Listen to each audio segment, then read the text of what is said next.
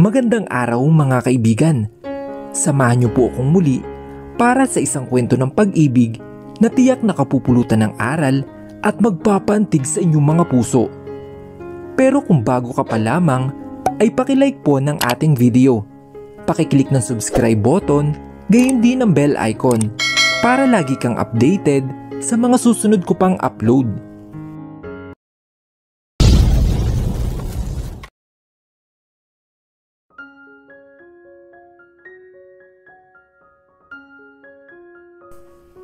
Samantala, napatigil si Sebastian sa paghakbang papasok ng opisina nang marinig ang malanghel na tinig na nagmumula sa ground floor ng kanyang bar.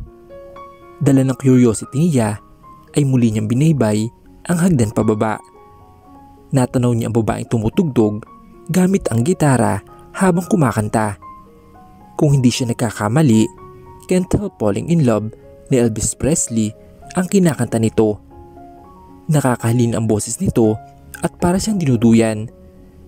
Marami na siyang nakilalang singer na kagaya nito, pero ang babaeng ito ay sobrang kakaiba. Nakalugay ang buhok nito at parang sadyang hinahawi ng hangin ang buhok para makita niya ang mukha nito. Simple lang ang ganda nito, yung gandang parang hindi ka magsasawa kapag iyong tinitigan. Saka lang niya na-realize na hindi pamilyar ang mukha nito. Mukhang bagong talent ni Jana. Wala na itong nasabi sa kanya. Nagulat pa ang nakasalubong nang makita siya. "Boss, akala ko nasa taas ka." Hindi niya pinansin ang sinabi nito, bagkus ay tumitig sa babaeng pinagitnaan ng liwanag. "Who is she?" tanong niya habang nakatitig dito. Kasi boss, hindi makakarating si Iliana at may emergency daw." "Siya nga pala po. Siya si Stella Lagdameo. Katrabaho po ng kapatid ko. Sorry boss, hindi ko na nasabi sa iyo kasi wala ng oras." Mahabang litanya nito. "Stella Lagdameo?" Pabulong na ulit niya sa pangalang binanggit ng assistant. Hindi niya maintindihan ang nararamdaman sa mga oras na iyon. Bumaba ulit siya ng hagdan para umupo sa counter ng bar niya. Nakasunod lang ang assistant niya. Kitang-kita niya ang pagkamangha ng mga nanonood. Bumalik ang tingin niya sa babaeng patuloy na umaawit. Napatingin ito sa gawin niya at hindi niya alam kung sadyang ninitaan siya nito. Napalunok siya bigla at iniwas kunwari ang tingin. Hindi na ito nakatingin sa gawin niya nang ibinalik niya ang tingin dito. Isang masigabong palakpakan ang ibinigay ng mga tao. May mga sumisigaw na "one more." Halatang na gusto ng mga ito. Ang lamig din ng boses nito na magpasalamat. Sininyasan niya si Jana at nilapit naman ito ang tenga sa kanya. "Tell her to sign the contract." "Po?" Nagulat ito sa sinabi niya. Mapili siya sa artist kaya laking gulat nito. "You heard me right?" Bigla tuloy siyang nainis. Sige boss, pero full-time po nagtatrabaho yan sa isang kumpanya boss. Kahit part-time lang siya kumanta rito, basta papirmahan mo." Matigas na tugon niya at umakyat muli ng hagdan. Nakita niyang nilapitan ito ng assistant nang bumaba ng stage. "Wow! Kung naging lalaki ako, may in love na talaga ako sa iyo." Pabirong sabi ni Christine pagkatapos mag-perform ni Stella sa stage. "Loko ka? Di parehas na kayo ng kuya mo na dalawang katauhan. Kinikilabutan ako sa iyo." Biro ni Stella dito. Nakita niyang palapit ang kapatid nito. Nakangiti at nakangiting panalo. "Hello dear. Hindi ko ni-expect na ganun ka pala kagaling. Kaya muna ko agad ang boss ko eh. He wants you to sign a contract with us." Masayang sabi ni Jana sa kanya na kinagulat niya. "Talaga? Gusto ng boss mo na kumanta ako rito?" Masayang tanong niya sa kapatid ni Kristen nang lapitan siya nito. Gusto rin niyang makilala ang boss nito. Gusto niya rin ang pagkanta at ngayon ay parang nagkaroon siya ng lakas ng loob. Lalo na nang marinig ang palakpakan ng mga tao pagkatapos siyang kumanta. Napakasarap sa pakiramdam. Yes dear, hulog ka ng langit, alam mo ba yun? Hindi bad trip ang boss ko. At ngayon lang siya nagka-interest sa mga artist na rito. At tinapos pa niyang panoorin. Oh my God! Masayang kwento nito.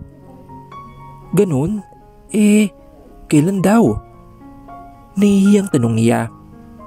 Ikaw, dear, kung gusto mo ay ngayon na. Baka magbago pa isip mo. Naku, lagot ako kay boss nito. Come. Inakay siya nito, paakyat ng hagdan. Sumunod din si Kristen sa kanilang dalawa. Napalingon siya sa kaibigan nang kinalabit siya nito. Ngumuso ito. Sinundan niya ang direksyon ng uso nito. Napakunot-noo siya nang matanaw ang mesa nila Zyke. Kumaway yung Axel sa kanya. Ninitian niya lang nang matamis ito. Hindi niya napansin ang presensya ng kanyang boss. Baka kasama si Ma'am Nicole. Pero agad nahawi ang harang sa kinaroroonan nito nang umalis ang dalawang lalaking nakatayo. Oh, there he is. Anang isip niya. Kanina pa ba sila rito? Shit, napanood ba nila ang pagkanta ko? Ano namang ginagawa namang ito rito? Sunod-sunod na tanong niya sa kanyang sarili. Napatingin ito sa kanya. Blanko lang ekspresyon ng mukha nito. Maya-maya ay napakunot-no ito nang kumapit siya kay Jano. Sinubukan niya lang naman. Nagbago ang ekspresyon ng mukha nito. Agad na binawi niya ang tingin sa grupo. Napakngiti siya sa sarili. Ayun na naman siya, humuhuping. Napatingin tuloy sa kanya si Jano. Matamis niya lang itong initian. Hindi niya nakita ang boss niya na makakayat na sila sa pangatlong floor. Napakaganda talaga ng lugar na ito. Pumasok sila sa unang pintong nabungaran. Napansin niya ang pangalan na nakatatak sa pinto. Ito pala ang opisina ni Jano. 4 na pinto lang ang naroon sa itaas. Itinuro sa kanya ni Jano ang opisina ng boss nito. Tinignan na ito pero nakasara. Nang hinayang naman siya. Si Kristen ang huling pumasok, kaya ito rin ang nagsara ng pinto. Marami silang pinag-usapan ni Jano pagkatapos mapirmahan ang kontrata. 3 beses sa isang linggo siya pwede mag-perform dito. Flexible lang oras, kaya okay na okay sa kanya. Hindi muna siya uwi ng Valenzuela kapag may gig siya. At least, isa sa mga bucket list ay natupad niya. Isang maagang regalo para sa nalalapit niyang kaarawan. Nauna sila ni Kristen na bumaba dahil pinatawag si Jano ng boss nito. Hindi niya nakita kasi sa telepono lang nito kausap. Nandun pa rin ang grupo nila Miguel pagbaba nila. Dumiretso sila sa counter at umorder ng ladies drink. Nakaisang lagok pa lang siya nang may lumapit na waiter na may dalang kupita ng alak.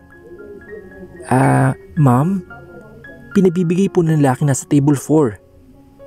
Nito at tiningnan ang lalaki nagbigay at kumaway si Zyke.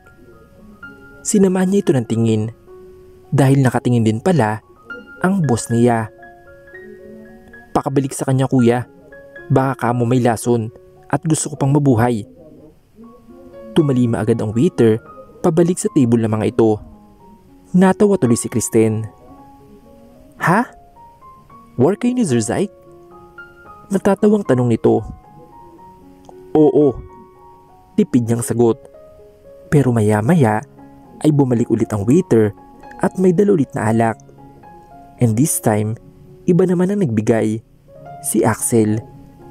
Tinaas nito ang hawak na kupita para sibing sa kanya galing. Ayaw naman niyang mabastos ito, kaya nginitian niya ito. Kinuha niya ang alak na hawak ng waiter at tinaas din sabay inom nito. Napaismid siya sa lasa. Alam niyang asar na si Zyke sa ginawa niya. Peepel kasi ito sa kanya at alam niyang inis na ito dahil hindi niya pinapansin. Kitang-kita niya na napiling ito. As usual, nakatunghay lang ang boss niya na parang tuod. Binalik niya ang tingin niya sa counter. Palapit si Sir Zyke, te. Nangingiting pagbulong ni Kristen. Naikwento niya kasi kay Kristen ang ginawa nito sa pinsan niya. Kaya hindi na ito nagtatanong kung bakit galit siya dito. Hayaan mo na siya. Nakangiting sabi niya. Naramdaman niya na may tumabi sa kanya. Hindi niya ito pinansin hanggang magsawa at bumalik sa table nila. Napahigikik si Kristen na tumingin sa kanya. Nilingon niya ang table ng mga ito. May lumapit sa mga ito na lalaking matangkad. Maya-maya ay nagtatawanan ng mga ito. Napatingin siya sa kanyang wristwatch. Oras na para umuwi siya. Alas 11 pa lang naman pero nakakaramdam na siya ng antok. Nagpaalam na siya kay Kristen. Hinanap niya rin ang kapatid nito para sana magpasalamat na. Napangiti siya na makita ito nakausap ang isang babae. Lalapitan na sana niya ito nang biglang umalis sa kinaroroonan nito. Papunta ito sa table ni Nazek at napaupo ito. Kausap nito ang lalaking naupo kanina sa mesa ni Zyke. Iniisip niya pa kung magpapaalam ba o hindi na dahil nandoon si Miguel. Ayaw na sana niyang lumapit pero sa huli inilapitan niya pa rin ito. Hi Jana. Tawag niya sa sadya. Napalingon silang lahat sa kanya. Napatitig siya sa kausap ni Jana. Ang gwapo pala nito. Tumayo ito. Binigyan siya nito ng matatamis na ngiti. Napatingin siya sa dibdib nito. Bakas na bakas kung gaano ito kakisig. Bigla siyang napalunok. Stella Lagdameo, right? I'm Sebastian. Anito at inilahad ng kanyang kamay. Boss natin dear. Ani Jana kaya napatingin siya rito. Nahiya naman siya bigla at ito pa ang unang naglahad ng kamay. Pinahid niya muna ang kamay saka nakipagkamay sa boss. Oh, I'm sorry.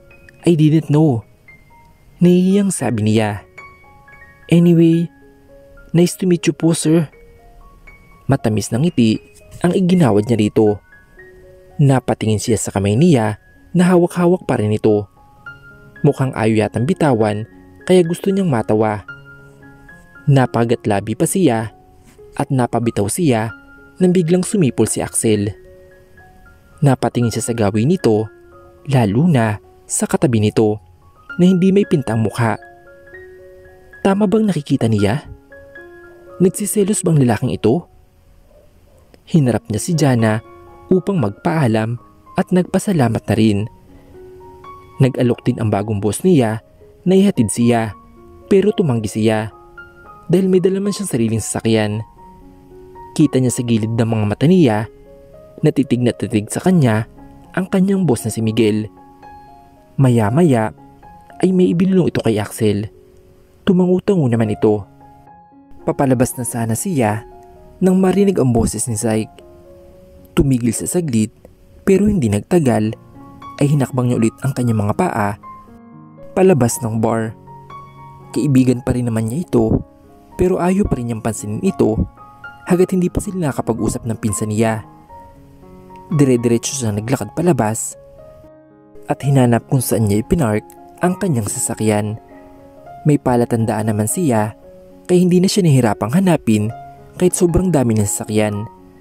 Nasa parting dulo ng parking lot ito. Akmang bubuksan niya ang sasakyan nang may biglang humaklit sa kanya at sinandal siya nito sa pader ng sasakyan. Napaaray siya nang tumama ang braso niya sa pader. Tiningnan niya sa mukha ang taong iyon. Napasingap siya nang makilala ito. Hindi gaanong maliwanag sa parting iyon pero kilalang kilala niya ito. Miguel? Gulat na sabi niya. Tumitig ito sa kanya. Wala siyang mabasang ekspresyon sa mukha nito at parang blanko lang. Nanlaki ang kanyang mga mata nang bigla siya nito na siili ng halik. Literal na tigilan siya dahil sa sobrang pagkabigla. Nang mapansing hindi siya gumagalaw ay tumigil ito. Agad siyang nakabawi at pilit na tinutulak ito pero hindi man lang nagpatinag. At muli, sinakop nito ang kanyang labi na mas lalong nililiman nito dahil sa nilalabanan niya ng hampas sa dibdib. Hinapit lalo siya nito palapit sa katawan. Parang batang sabik na sabik sa kinakain niya. Napakainit ng pader pero mas mainit ang halik na hatid ng binata. Nalalasahan niya ang alak na nainom nito. Hindi niya alam ang gagawin sa mga oras na iyon. Parang gusto niyang tugunin ang mga halik nito. Hindi na niya natiis at tinugon niya ito. Nang maramdaman nitong tumutugon siya ay napangiti ito at sandaling binitawan nito ang mga labi niya. Tinitigan siya nito. Nahiya siya tuloy sa ginawang pagtugon. Muling siniil siya nito ng halik at bumulong sa kanya. I miss you. Namamaos itong bigkas. Nagdala naman ng kilabot sa puso niya ang mga sinabi nito. Para mang nabuhay ang natutulog niyang damdamin nilang araw ng nananahimik. Pagdating sa binata ay mabilis pa sa 4:00 na bumigay siya. Pero bakit ganon? Napasingap siya nang muling sakupin nito ang labi niya. I miss you too. Nais niyang sabihin dito.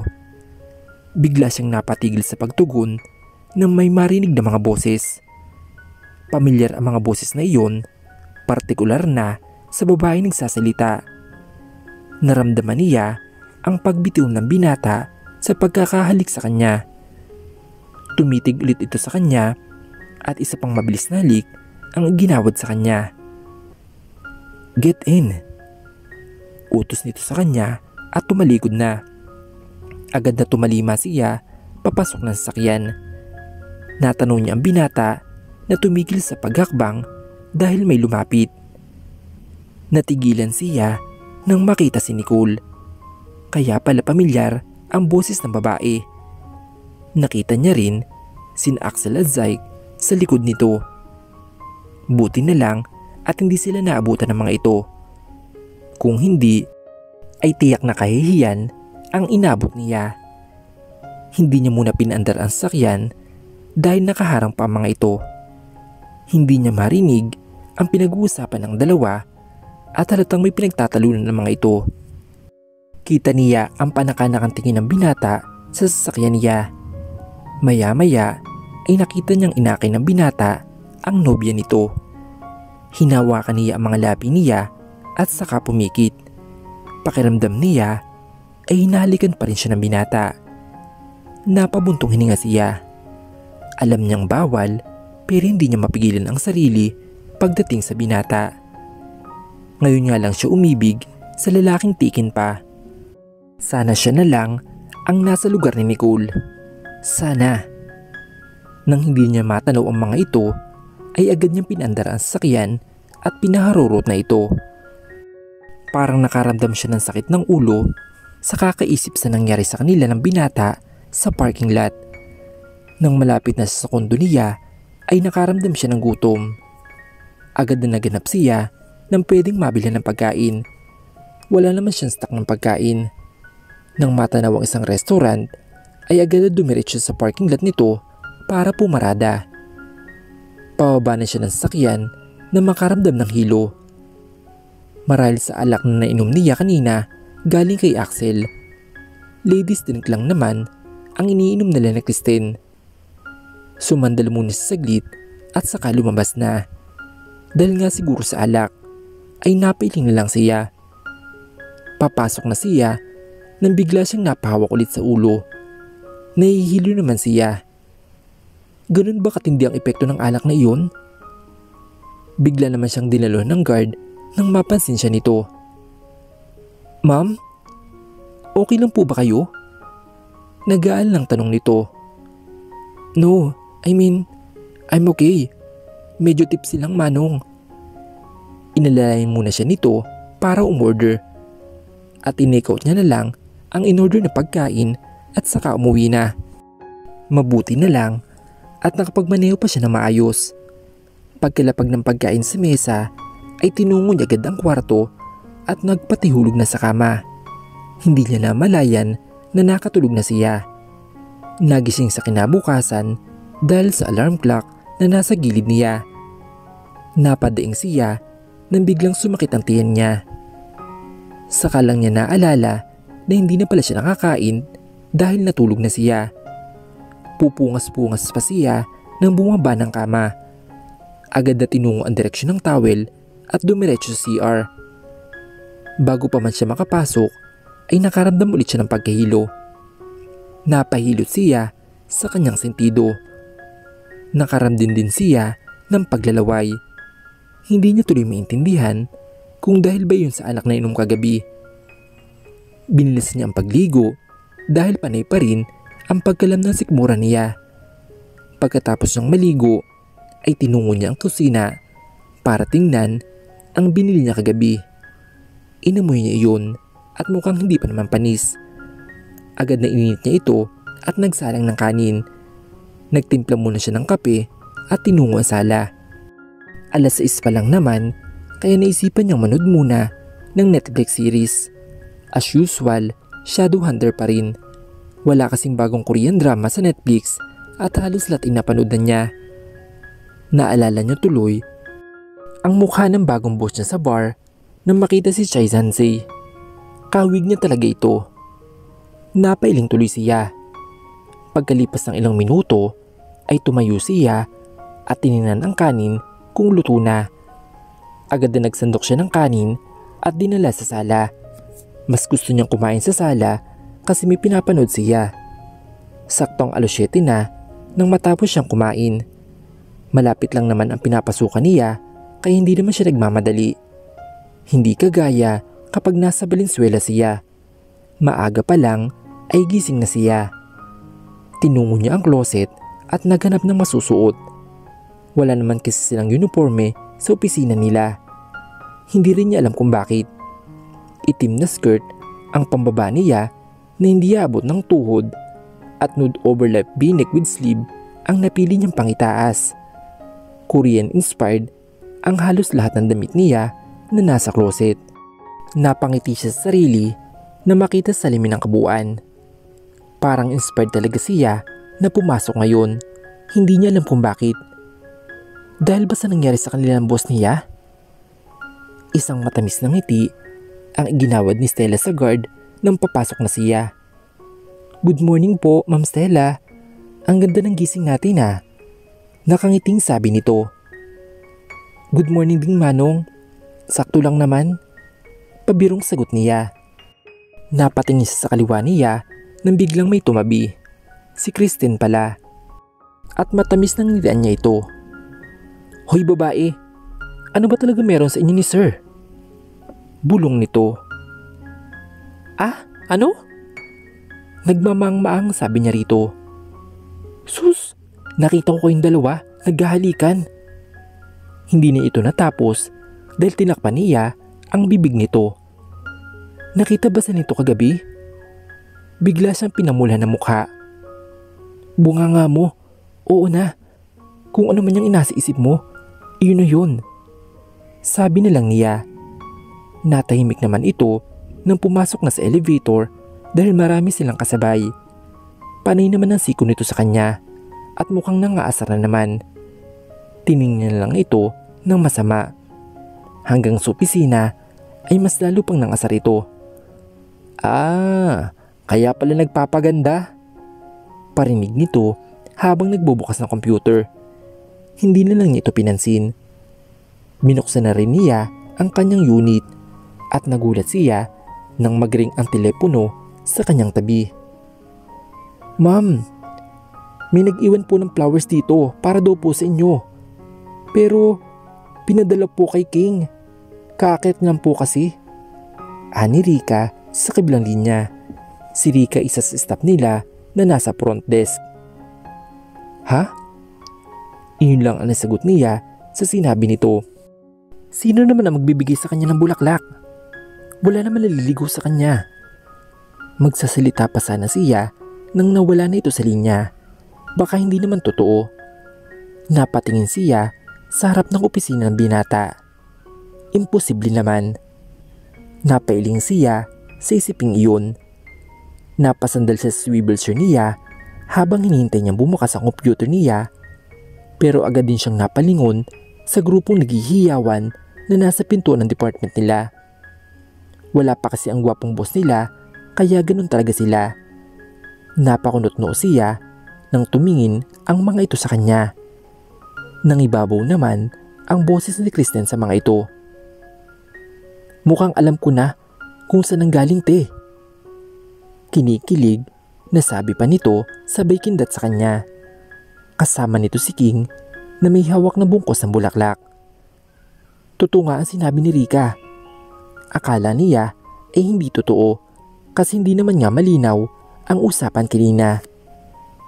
For you, Miss Stella. Nakangiting sabi nito. Galing sa'yo? Pabirong tanong niya. Of course not. Di tayo talo girl. My God. Anito at nilakan pa siya ng mata. Natawa tuloy siya sa tinuro nito.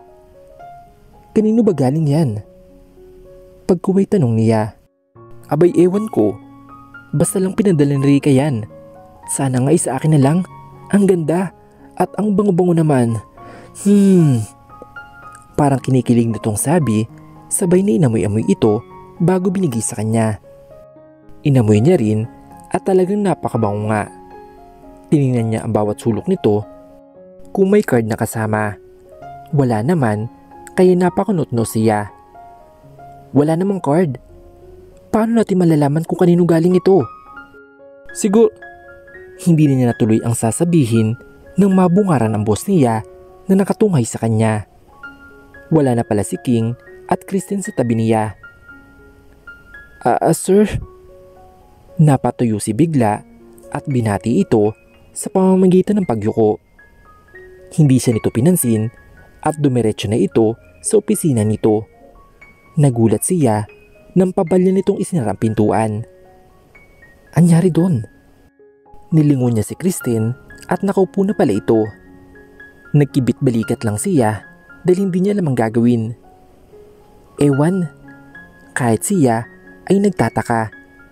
Hindi si Miguel ang nagbigay noon, sigurado siya. Dahil kung si Miguel nga, di sana masaya ito. Nakaramdam siya na nag-vibrate ang phone niya. At tinignan niya kung sino ang nag-text, si Kristen lang pala. Tiningnan niya ito at sinasabi nitong basahin daw niya. Mukhang hindi si Sir ang nagbigay te. Mukhang bad trip eh. Text ni Kristen sa kanya. Nagkibit-balikat na lang ulit siya.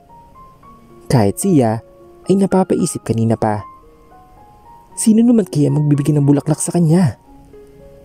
Nasa malalim siyang pag-iisip nang biglang tumunog ang nasa tabing telepono. Si Kristen lang naman pala. What? Binalingan niya ito habang kausap sa kabilang linya. High blood te. Relax. Trabaho to. Follow up daw ng 4 signature ang HR. Pangiti-ngiti nitong sabi. Oo nga pala. Wala pang bumabalik sa kanya ni isa. Dati-rati naman ay wala pang 10 minuto ay tatawagin na siya para kunin ang mga napermahan nito tuwing umaga. Napakatok siya sa opisina ng kanyang boss nang wala sa oras. Hindi pala nakasarado ang pinto, pero kumatok ulit siya. Come in. Narinig ang sabi nito. Pumasok siya at tinungo harap ng mesa nito. Nandun nga yung mga folder at mukhang hindi pa nito ginagalaw. Nakatutok ito sa laptop nito at lumapit siya rito. Sir? I just want to check if you're done with this. Aniya at itinuro ang mga folder na nasa harap nito. Napangat ito nang tingin sa kanya. Madilim ang mukha nito at halatang naiinis. Did I call you to get these files? Tanong nito sa baritonong boses. Kinabahan siya dahil may pagkaseryoso iyon. Sabi ko nga po hindi pa. Pabulong na sabi niya. Napakunot na ito. What did you say? Wala sir, sabi ko po balikan ko na lang. Iyon lang at tumayo na siya. Nakakadalawang hakbang pa lang siya nang tawagin siya nito. Stella? Yes sir. Baling niya rito. Maupo ka. Nito na nakatingin sa papeles na hawak nito. Utos ba yun? Hindi siya natinag sa kinatatayuan kaya napangat ito ng tingin. I said maupo ka. Napapitlag siya nang tumaas ang boses nito. Sa takot ay mabilis lang tinungo niya ang upuan na nasa harapan nito at sabay umupo. Kinuha nito ang unang folder at saka ni-review. Umabot ng 5 minuto bago nito ibinigay sa kanya ang unang file. Samantala dapat pipirmahan na lang nito dahil approved naman ang iba at napag-usapan na rin naman sa meeting nila. Kung ganoon katagal ito basahin ang bawat folder at pirmahan, ay aabuti ng 5 minuto ito dahil 10 folder ang nakalagay sa harap nito. Napailing siya na ikinatitig nito sa kanya. Why? Nakatitig pa rin sabi nito. Wala po. Aniya at inayos ang pagkakaupo. Maya-maya ay pinag-cross niyang kanyang mga binti.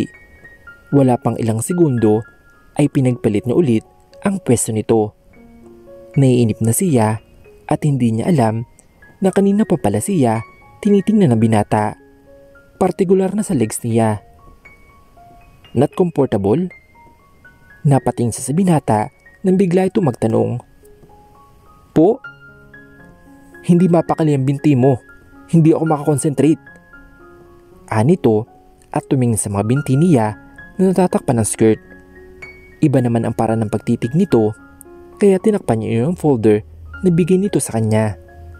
Nailang tuloy siya pero hindi niya ito pinansin.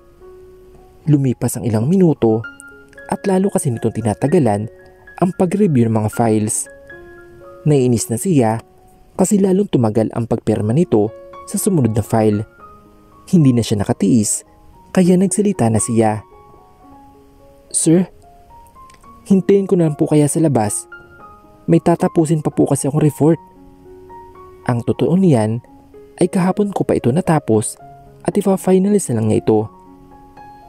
Sir, tawagin niyo lang po ako.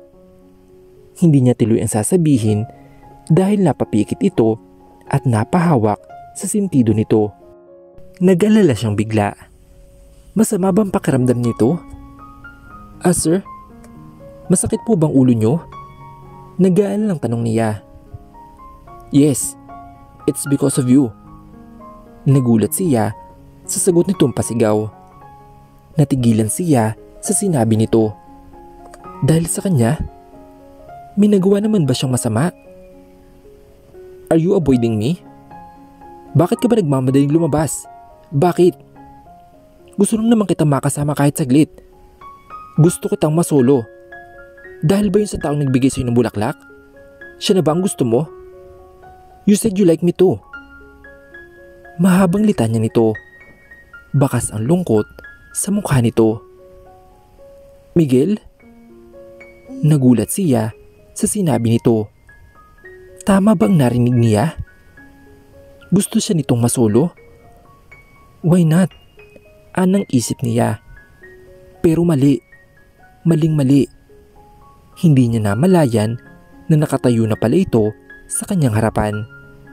Napangat siya ng tingin at mataman siya nitong tinitigan. What? Pagguway tanong nito. Lumambot na ang mukha nito. Lalo naman siyang na-inlove. Ang gwapo talaga ng mukong na to.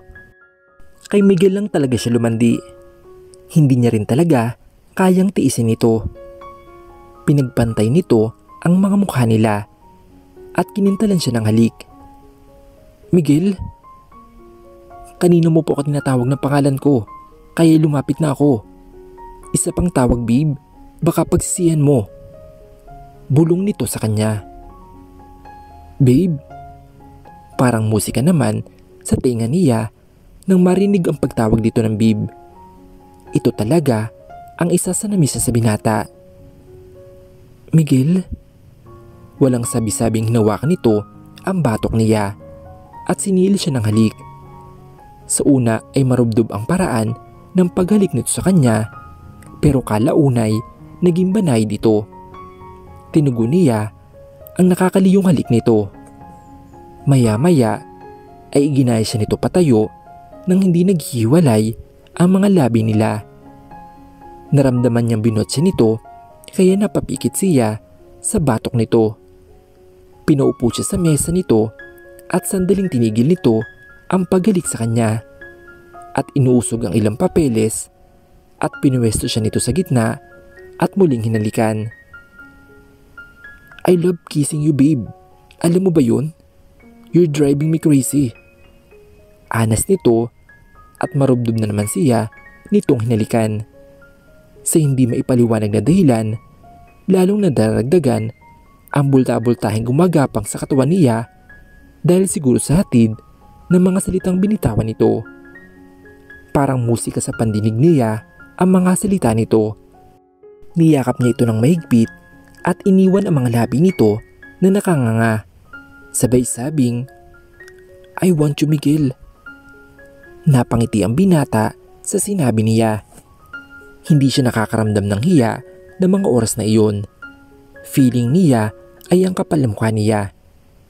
Hindi rin niya maintindihan ang sarili at gusto niyang angkinin siya ng binata ng mga oras na iyon. At muli ay inilapit nito ang mga labi nito sa kanya. Naramdaman naman niyang binuhat siya nito at kung hindi siya nagkakamali ay pupunta sa las direksyon kung nasan ang kwarto na nasa loob ng opisina nito. Ramdam niya ang pagbitaw ng isang kamay nito sa katawan niya at pinihit nito ang siradura ng pintuan saka sinipa ito para tuluyang bumukas. Sinipa nito ulit ang pinto at saka inilak. Hindi talaga ito nagsasawa na halikan siya. Isang malambot na kama ang nabungaran nila.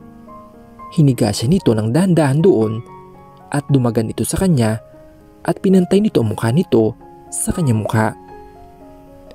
"I want you, babe." Napangiti siya sa sinabi nito. Hindi na siya nahiya sa mga oras na iyon. Hinila niya ang korbata nito para halikan na marin ng binata. Parang sasabog na ang pakiramdam niya ng mga oras na iyon. Naiinitan na rin siya. Niluwagan niya ang suot itong kurbata at saka bumitaw. Tinanggal niya ito. Sinunod niya ang sinturon nito at matamis na umiti ang binata sa kanya, pero tumayo ito at nagmadaling hinubad ang pang-itaas at saka ang pantalon nito. Tanging boxer brief na lang ang natirang suot nito. Pinamulahan siya na makita ang mamasil nitong katawan. Ngayon niya lang ito natitigan dahil medyo madilim nung una silang nagniig. Matamis nang umiti ito at bumalik sa kama. Kinintalan siya nito ng halik at mabilis na hinubad nito ang pangitaas niya. Muling sinakop nito ang kanyang mga labi. Bumaba ang kamay nito sa bewang niya papunta sa likod. Hinahanap ito ang zipper ng skirt niya at nang mahanap ito ay mabilis na binaba nito iyon at itinapon sa sahig. 2 salplot na lang ang natitira sa kanya. Pinagmasdan siya nito. Makikitang punong-puno ng pagnanasa ito. Napakagatlabi siya habang pinagsasawa nito ang mga mata sa kanyang kabuuan. Hindi niya alam kung bakit napaungol ang binata. Mariil na siniin naman siya nito ng halik pagkuwan. Bumaba ito sa liig niya. Hinalikan din nito ang magkabilang dibdib niya kahit may nakaharang pa roon. Gumapang ang mga kamay nito sa likod niya at mabilis na inanhanok ang bra niya. "Istorbo," nakangiting sabi nito na ikinahiya niya. Titig na titig ito sa dibdib niya na wala ng takip. Sa huli ay sinakaw pang isang tuktok at lumipat naman sa kabila. Naging malikot ang mga kamay ng boss niya. Pinagapang nito ang mainit itong kamay papunta sa tiyan niya at ipinasok sa natitirang saplot niya. Napaungol siya nang tuluyang makapasok ito. Di naman ito ang pagkababae niya. Shit! Napamura ito at muling sinakop ang mga labi niya habang ang mga daliri nito ay nag-i-enjoy sa paglaro ng kanyang kasilanan. Maya-maya ay nilabas-pasok nito ang daliri na ikinaungol niya. Maya-maya ay mabilis itong hinubad ang mga natirang saplot nila at pinaghiwalay nito ang kanyang mga hita. Saka pinasisyon ang sarili sa bukana niya. Ang mga sandaling iyon ay muli silang nag-isa. Muli naman siyang inangkin ng binata. Ang binata lang ang pinayagan niyang maglabas-pasok sa buhay niya. Bumuon ang kuko niya sa likod nito nang ipinasok ito bigla sa kanya. Pabilis ng pabilis ang pag-ulos nito sa ibabaw niya hanggang sabay nilang naabot ang rurok ng kaligayahan. Nangihinang sumubsob ang ulo ng binata sa leeg niya pagkatapos ng mainit tagpong iyon. Hinilikan siya nito sa labi sabay sabing, "Thank you for trusting me, babe." Niyakap siya nito ng mahigpit at tumugo naman siya sa yakap at hinilikan nito sa labi. Napakasaya niya na mga oras na iyon. Hindi niya na iniisip ang mga susunod na mangyayari. Basta ang gusto lang niya ay sumaya at pagbigyan naman ang kagustuhan niya. Subalit sa isang banda ng isip niya ay may sumisigaw na mali. Oo, alam niya. Masama bang magmahal ng taong tiki na? Paano kung para man kayo talaga sa isa't isa? Masama bang umasang maganda ang kalalabasan ng mga ginagawa niya? Ngayon lang siya naging makasarili. Kaya sana naman ibigay sa kanya ang lalaki na gustong gusto niya na makasama habang buhay. Isa iyon sa hiling niya ngayong darating na karawan niya. Napaharap siya kay Miguel at hinilikan siya nito sa kanyang noo. Gusto niyang marinig mismo sa binata ang mga kataga na nais niyang marinig ng mga oras na iyon. "I love you, Miguel," malambing na sabi niya. Natigilan ang binata na nakatitig sa kanya. Nagbago ang ekspresyon ng mukha nito. Naging blanko ang ekspresyon nito ng mga oras na iyon. Gumuhit naman ang kirot sa dibdib niya. Alam na niya ang sagot nito sa sinabi niya. At hindi siya tanga para hindi mabasa ang reaksyon ng binata.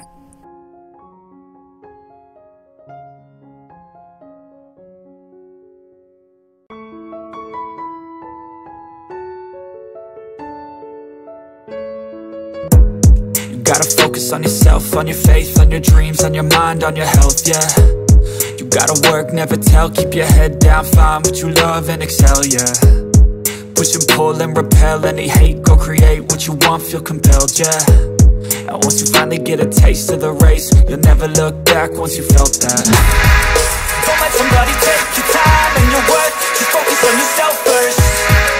Don't let somebody take your time and your worth, just focus on yourself first. Don't let somebody take your time and your worth, just focus on yourself first. Don't let somebody take your time and your worth, just focus on yourself first.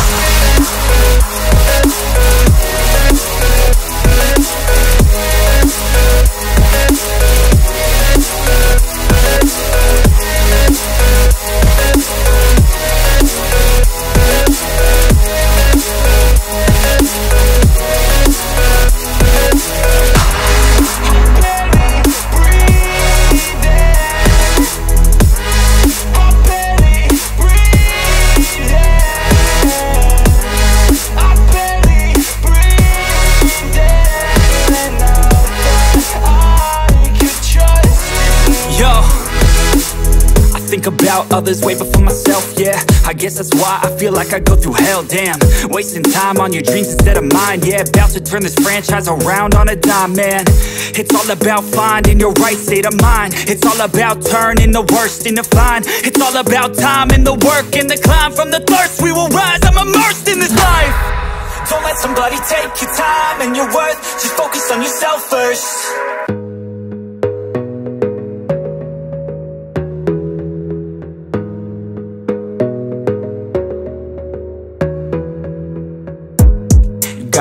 focus on yourself, on your faith, on your dreams, on your mind, on your health, yeah. You gotta work, never tell, keep your head down, find what you love and excel, yeah. Push and pull and repel any hate, go create what you want, feel compelled, yeah. And once you finally get a taste of the race, you'll never look back once you felt that. Don't let somebody take your time and your worth, just focus on yourself first. Don't let somebody take your time and your worth, just focus on yourself first. Don't let somebody take your time and your worth, just focus on yourself first. Don't let somebody take your time and your worth, just focus on yourself first.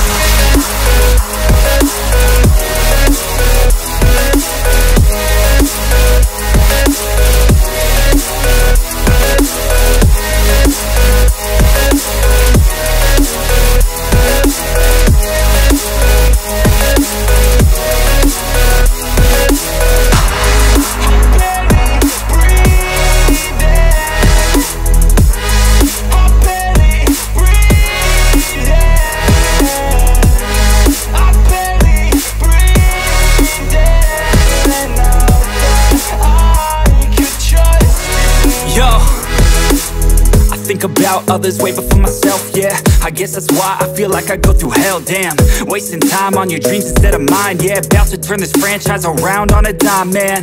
It's all about finding your right state of mind. It's all about turning the worst into fine. It's all about time and the work and the climb. From the thirst we will rise, I'm immersed in this life. Don't let somebody take your time and your worth, just focus on yourself first. Don't let somebody take your time and your worth, just focus on yourself first. Don't let somebody